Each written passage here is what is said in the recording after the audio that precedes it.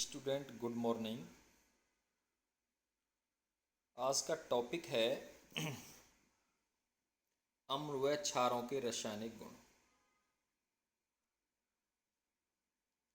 इससे पहले मैंने आपको पढ़ाया था कि अम्ल किसे कहते हैं, क्षार किसे कहते हैं और इंडिकेटर बताए मैंने, पीछे सूचक किसे कहते हैं, सूचकों के प्रकार बताए मैंने, टाइप्स ऑफ इंडिकेटर। और आज बताएंगे हम आपको अम्ल और क्षारों के रासायनिक गुण। धातुओं के पहला रासायनिक गुण है बेटा इसका धातुओं के साथ क्रिया। अम्ल की धातुओं के साथ क्रिया। अम्ल धातुओं के साथ क्रिया करके लवण और हाइड्रोजन गैस देते हैं, लेकिन सभी धातुओं के साथ अम्ल रासायनिक अभिक्रिया करके हाइड्रोजन गैस नहीं देते हैं। जो रासायनिक केमिकल सीरीज है वो मैं आगे बताऊंगा। उस रासायनिक सीरीज में जो धातु हाइड्रोजन से नीचे हैं वो अम्लों से क्रिया करके हाइड्रोजन गैस नहीं देती है। ऐसे ही क्षार धातुओं से क्रिया करके लवण और हाइड्रोजन गैस देते हैं। जैसे यहाँ पर क्षार है NaOH, जिंक से रिएक्शन करके सोडियम जिंकेट और हाइड्रोजन गैस देता है। तो यहाँ पे आप देखें कि HCl के साथ इन्होंने रिएक्शन की है। मैं H2SO4 के साथ इसकी रिएक्शन करा देता हूँ प्लस Zn, तो बेटे ये आएगा ZnSO4 plus H2, hydrogen gas आ जाएगी। नेक्स्ट है यदि मैं सोडियम की रिएक्शन करा देता हूँ HCl के साथ, तो हमारे सोडियम क्लोराइड बनता है प्लस हाइड्रोजन गैस निकलती है। ऐसे करके हम धातुओं के साथ क्रिया करा करके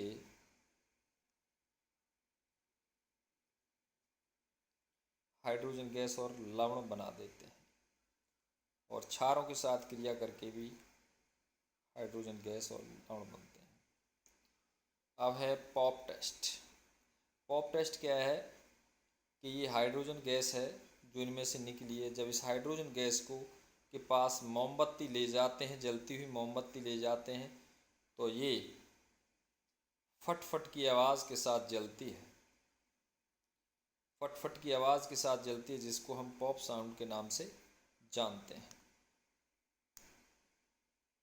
जैसे आप यहाँ देखें कि ये टेस्ट ट्यूब है, ये वाली। इस टेस्ट ट्यूब के अंदर इन्होंने हाइड्रोजन गैस ली, सॉरी टेस्ट ट्यूब में क्या ली इन्होंने, जिंक ली, और जिंक में ऊपर से H2SO4 डाल दिया, सल्फ्यूरिक अम्ल डाल दिया H2SO4, और जैसे ही डाला तो यहाँ से हाइड्रोजन गैस आई इसमें से निकलती हुई। और ये हाइड्रोजन इस वाले में भरा हुआ है साबुन का घोल, तो जैसे हाइड्रोजन घोल आया तो बबल्स जो आपके बबूले आए, उस बबूलों में क्या है, हाइड्रोजन गैस है। जब इसके पास मोमबत्ती जलाते हैं तो ये फट फट की ध्वनि सुनाई देती है, जिसे हम पॉप साउंड के नाम से जानते हैं। तो यहाँ पर जो जिंक डाला है इन्होंने, जिंक, और यहाँ सल्फ्यूरिक अम्ल डाला है H2SO4 बेटे, तो इसकी रिएक्शन हुई ZnSO4 जिंक सल्फेट, और प्लस बना बेटे H2 गैस।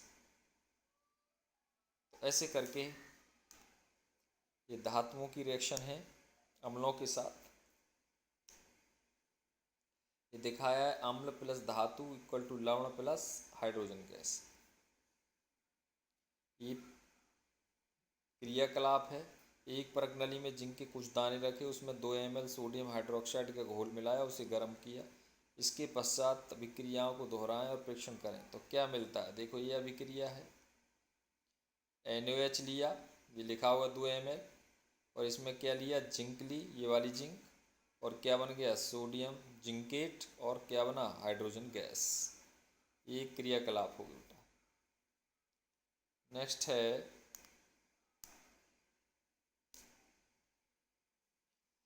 दूसरी प्रॉपर्टी है इसकी,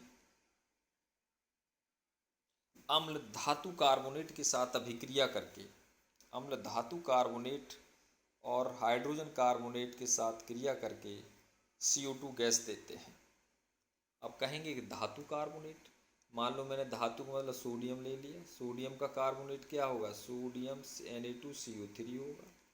सोडियम का बाइकार्बोनेट क्या होगा, NaHCO3 होगा बेटे, NaHCO3 होगा, सोडियम का बाइकार्बोनेट हो गया।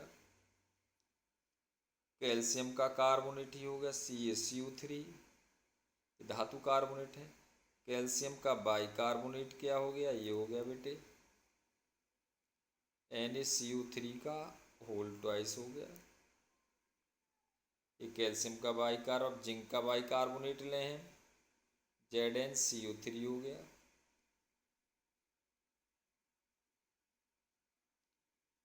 या जिंक का हम बाइकार्बोनेट लें ZnHCO3 हो गया बेटा का ट्वाइस। ये सब कार्बोनेट हैं। जब इन कार्बोनेट में कोई भी हम अम्ल डालते हैं तो पानी बनता है, लवण बनता है और CO2 गैस।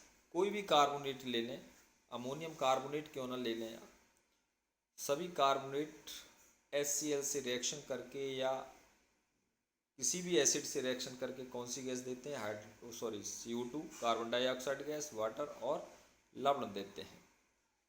जैसे मैं आपको एक बता देता हूँ एक रिएक्शन, धातु कार्बोनेट मैंने ले लिया, मान लो मैं लेता हूँ कैल्शियम कार्बोनेट ले लूँ मैं CaCO3 ले लिया मैंने,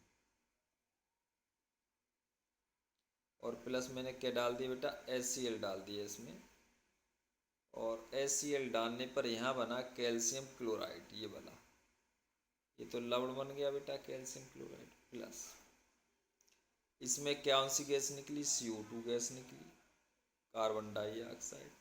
प्लस क्या निकला H, ये बचा और एक ओ बची H2O निकल गया पानी। तो कैल्शियम क्लोराइड बना, कार्बन डाइऑक्साइड और H2O। दूसरी और भी रिएक्शन हो सकती है, मैंने मान लो सोडियम बाइकार्बोनेट ले लिया और बेटे क्या ले लिया इसमें HCl ले लिया, सोडियम क्लोराइड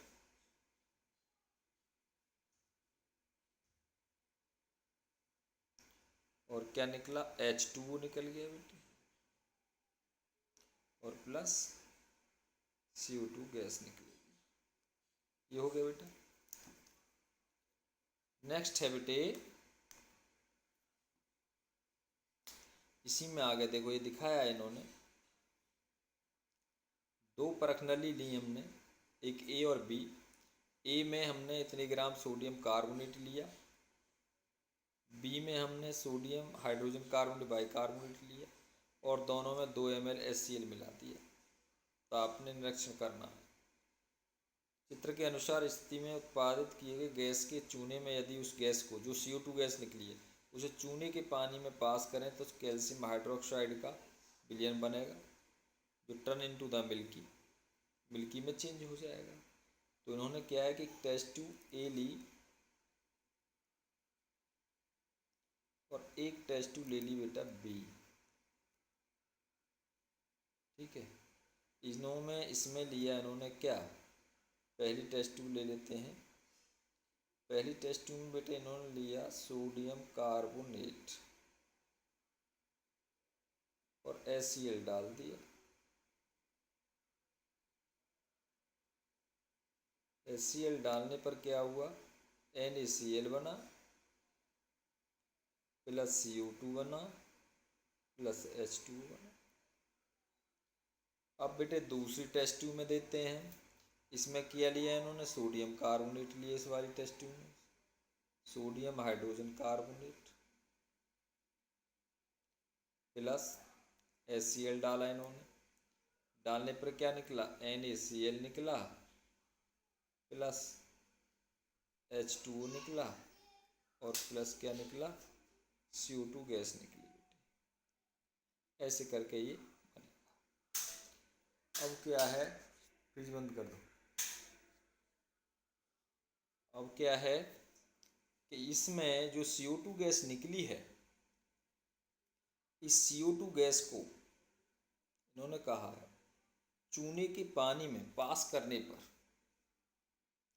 चूने के पास ही पानी होता है calcium hydroxide,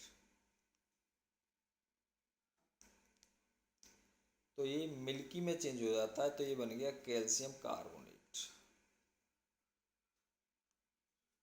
calcium carbonate turn into the milky और plus H2O turn into the milky. Milky का मतलब दूधिया कलर हो गया।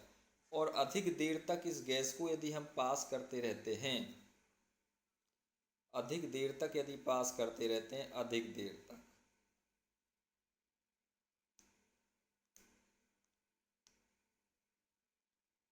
अधिक देर तक पास करते हैं तो ये जो दोबारा कैल्शियम बाइकार्बोनेट में चेंज हो जाता है,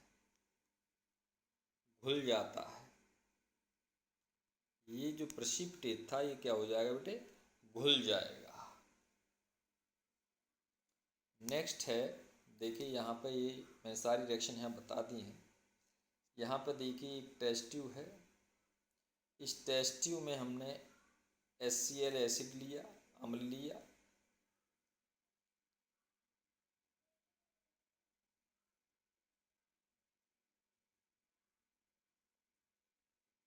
और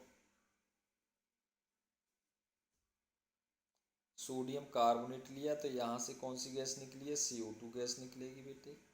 ये CO2 गैस को किस में पास करेंगे हम, इस वाली टेस्ट ट्यूब में क्या लिया हुआ है, कैल्शियम हाइड्रोक्साइड, चूने का पानी लिया है, स्लैग्ड लाइम ले रखा है। तो इस स्लैग्ड लाइम में जैसे ही CO2 गैस जाएगी, तो CO2 गैस जाएगी तो ये किस में चेंज हो जाएगा, कैल्शियम कार्बोनेट वाइट, दूधिया कलर में ये चेंज हो जाएगा। नेक्स्ट है बेटे,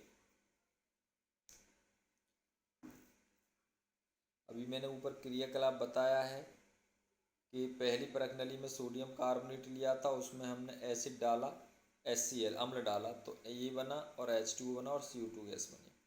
और दूसरी परख नली में क्या लिया था, सोडियम बाइकार्बोनेट या सोडियम हाइड्रोजन कार्बोनेट लिया था, उसमें HCl डाला था एसिड, तो NaCl बना, H2O बना और CO2 कार्बन डाइऑक्साइड गैस बनी बेटे। नेक्स्ट है, जब उसको कार्बन डाइऑक्साइड गैस बनी है, इस कार्बन डाइऑक्साइड गैस को चूने के पानी, ये चूने का पानी है, कैल्शियम हाइड्रोक्साइड में पास किया तो वाइट PPT बना, टर्न इनटू द मिल्की। अभी मैंने पीछे रिएक्शन बनाई है, कैल्शियम कार्बोनेट बन गया। और अधिक देर तक इस मात्रा को इसमें पास करने पर, तो ये जो कैल्शियम कार्बोनेट है, ज़्यादा CO2 इसको पास करेंगे, अधिक देर तक पास करेंगे, तो कैल्शियम जो कार्बोनेट यहाँ बना था वो किस में चेंज हो जाएगा, कैल्शियम बाइकार्बोनेट में चेंज हो जाएगा, वो कलरलेस हो जाएगा। इसका मतलब ये टर्न इनटू द मिल्की ना रह के मतलब क्लियर सॉल्यूशन हो जाएगा। अब आता है कि चूने के पत्थर तथा खड़िया, चौक, संगमरमर, कैल्शियम कार्बोनेट विविध रूप से हैं। देखो जो खड़िया है वो भी कैल्शियम कार्बोनेट है, चूने के पत्थर है ये भी कैल्शियम कार्बोनेट है, संगमरमर मार्बल होता है वो भी क्या है, कैल्शियम कार्बोनेट है। ये सब कैल्शियम कार्बोनेट के फॉर्म हैं। सभी धातु कार्बोनेट एवं हाइड्रोजन कार्बोनेट अम्लों के साथ क्रिया करके CO2 और पानी देते हैं। अभी मैंने पीछे बताया, कोई भी धातु कार्बोनेट ले लें, मान लो मैं यहाँ जिंक कार्बोनेट ले लूँ और इसकी H2SO4 या HCl से अम्ल से रिएक्शन करा दूँ, तो ZnCl2 plus CO2 gas plus H2, कोई भी धातु का कार्बोनेट ले लूँ, मान लो मैं धातु का नहीं लेकर मैं लेता हूँ अमोनियम कार्बोनेट, और इसमें मैंने HCl डाल दिया बेटा। अम्ल डालने पर क्या हुआ, NH3 गैस बनेगी प्लस CO2 गैस बनेगी और प्लस बेटे H2O बनेगा, पानी बनेगा। ऐसे करके ये क्लियर हो जाएगा। नेक्स्ट है अम्ल और क्षारों की परस्पर क्रिया। मैंने पहली रिएक्शन बताई, धातु की अम्लों के साथ क्रिया करके क्षारों के साथ क्रिया करके हाइड्रोजन गैस देते हैं। दूसरी रासायनिक अभिक्रिया मैंने बताई अम्लों और क्षारों की, धातु के कार्बोनेट और धातु के हाइड्रोजन कार्बोनेट के साथ अभिक्रिया करके CO2 लवण तथा पानी देते हैं। अब बताएंगे अम्ल और क्षार। अम्ल और क्षार परस्पर अभिक्रिया करके उदासीन अभिक्रिया देते हैं। उदासीन अभिक्रिया का मतलब लवण क्षार अम्ल को या अम्ल क्षार को क्या कर देता है, उदासीन कर देता है, खत्म कर देता है। तो इसमें दो चीज़ बनती हैं, जब अम्ल क्षार से रिएक्शन करता है तो एक लवण बनता है और पानी बनता है। जैसे मैंने ये कह दिया कि जब अम्ल और क्षार आपस में रिएक्शन करते हैं तो ये एक दूसरे को न्यूट्रल कर देते हैं, उदासीन कर देते हैं। तो उसमें बना हुआ क्रिया में बना लवण और जल प्राप्त होता है। इस अभिक्रिया को हम उदासीनीकरण या न्यूट्रल रिएक्शन के नाम से जानते हैं। तो अम्ल क्षार को क्या कर देता है, न्यूट्रलाइज कर देता है, या क्षार अम्ल को न्यूट्रलाइज। जैसे ये क्षार है, क्षार से हमने अम्ल की रिएक्शन करा दी तो ये न्यूट्रल कर देंगे एक दूसरे को, क्या बनेगा, लवण बनेगा। ये तो लवण हो गया और ये क्या बना, वाटर बनेगा। तो मैंने पीछे बताया भी था लवण किसे कहते हैं, जब अम्ल क्षार से रिएक्शन करता है या क्षार अम्ल से रिएक्शन करता है तो पानी के अलावा जो सब्सटेंस बनता है उसे हम क्या कहते हैं, लवण कहते हैं। अब बात आती है एक प्रबल लवण और दुर्बल क्षार। प्रबल अम्ल और दुर्बल क्षार मिलकर के प्रबल लवण बनाते हैं, प्रबल लवण बनाते हैं। और ये जो प्रबल अम्ल होगा ये प्रबल लवण होगा। तो इसका लवण भी क्या होगा, अम्लीय होगा। यदि यहाँ प्रबल अम्ल से बना है वो लवण, यदि वह लवण प्रबल अम्ल से बना है तो वो लवण क्या होगा, अम्लीय होगा और स्ट्रॉन्ग होगा। दूसरा दुर्बल अम्ल और प्रबल क्षार, यहाँ प्रबल आ गया तो ये भी आपका प्रबल होगा, लेकिन क्षारीय होगा क्योंकि ये किससे बना है, प्रबल क्षार से बना है। प्रबल अम्ल और प्रबल क्षार दोनों ही प्रबल, तो ये न्यूट्रल हो जाएंगे, उदासीन लवण बनेगा। ना ये लवण एसिडिक होगा ना बेसिक होगा, ना अम्लीय होगा ना। जब दुर्बल अम्ल और दुर्बल क्षार से मिलेंगे दोनों तो ये भी उदासीन होगा, ना एसिडिक होगा ये ना। एग्जाम्पल दे देता हूँ एक में सबका। देखो पहले का HCl प्रबल अम्ल है और दुर्बल क्षार ले लेता हूँ मैं, NH4OH ले लूँ, ये दुर्बल क्षार है। तो इससे बनने वाला ये क्या है, अमोनियम क्लोराइड बना प्लस पानी बना बेटे। तो ये जो हुआ हमारा दुर्बल, ये प्रबल लवण हुआ। प्रबल अम्ल का लवण का मतलब ये एसिडिक लवण है क्योंकि HCl स्ट्रॉन्ग से आया है। ऐसी बना के देख लेंगे। नेक्स्ट है बेटे अम्लों के साथ धात्विक ऑक्साइडों की अभिक्रिया। तीसरा चौथी रिएक्शन है, चौथी अभिक्रिया है धात्विक ऑक्साइड। धात्विक ऑक्साइड मान लो, देखो कैल्शियम ऑक्साइड है, कॉपर ऑक्साइड है, सोडियम ऑक्साइड है, इनके साथ अभिक्रिया करके क्या देते हैं, उनके लवण देते हैं। जैसे मैंने यहाँ उन्होंने ये लिया, मैं लेता हूँ कैल्शियम ऑक्साइड और इसकी मैं HCl के साथ रिएक्शन करा दूँ तो ये बनेगा कैल्शियम क्लोराइड, लवण बनता है और पानी बनता है। मैं ले लूँ जिंक ऑक्साइड, HCl की रिएक्शन करा दूँ तो ZnCl2 प्लस H2। तो इसका मतलब जो भी धातुओं के ऑक्साइड होते हैं वो क्षार होते हैं, जब इनकी रिएक्शन हम किससे करते हैं, अम्लों से करते हैं, तो उनके लवण बनते हैं। अब है धात्विक ऑक्साइड की जो प्रवृत्ति होती है वो क्षारीय होती है, इसलिए अम्लों के साथ क्रिया करके क्या बनाते हैं, लवण बनाते हैं। जैसे यहाँ से मैं बात करता हूँ, मैग्नीशियम ऑक्साइड है। जब मैग्नीशियम ऑक्साइड की रिएक्शन मैं HCl से करूँगा तो मैग्नीशियम